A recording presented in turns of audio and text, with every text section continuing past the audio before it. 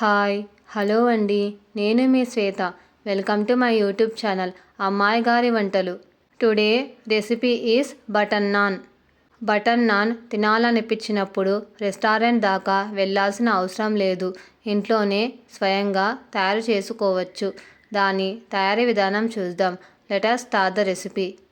ముందుగా ఒక బౌల్లో 2 కప్స్ మైదా పిండి, హాఫ్ కప్ పెరుగు, పావు టేబుల్ స్పూన్ బేకింగ్ సోడా, సరిపడా ఉప్పు, పావు టేబుల్ స్పూన్ షుగర్ని వేసి ఒకసారి కలుపుకోవాలి.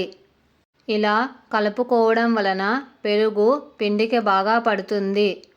ఇప్పుడు అందులో వాటర్ని కొద్ది కొద్దిగా వేసుకుంటూ చపాతీ పిండిలాగా మెత్తగా కాకుండా కొద్దిగా గట్టిగా తడుపుకోవాలి.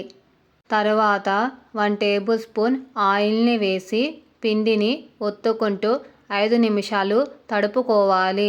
ఇలా తడుపుకోవడం వలన బటర్ నాన్స్ చేసేటప్పుడు బాగా వస్తాయి. ఇప్పుడు పిండిని కొద్ది కొద్దిగా తీసుకొని రౌండ్ షేప్లో చేసుకోవాలి. ఇలాగే మిగతా పిండి ముద్దని చేసుకోవాలి.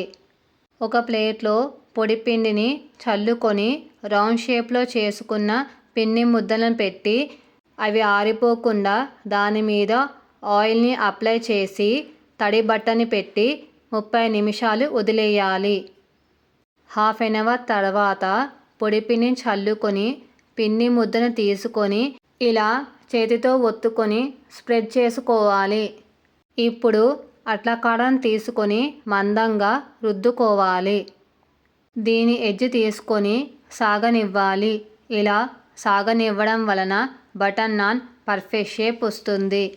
నాన్ ఒక సైడ్ బ్రష్తో వాటర్ని అప్లై చేసుకొని హీట్ అవుతున్న నాన్ స్టిక్ ప్యాన్ మీద పెట్టి లో ఫ్లేమ్లో 2 మినిట్స్ కాల్చుకోవాలి. ఇప్పుడు ప్యాన్ని ఫ్లిప్ చేసుకొని హై ఫ్లేమ్లో అన్ని వైపులా కాల్చుకోవాలి. చూడండి బటర్ నాన్ ఎంత పర్ఫెక్ట్గా ఒక సైడ్ కాలిందో. ఇప్పుడు మరో సైడ్ టర్న్ చేసుకొని దాని మీద బ్రష్తో బటర్ని అప్లై చేసుకొని కాల్చుకోవాలి. బటర్ నాన్ 2 వైపులా కాలాక దించేసుకోవాలి.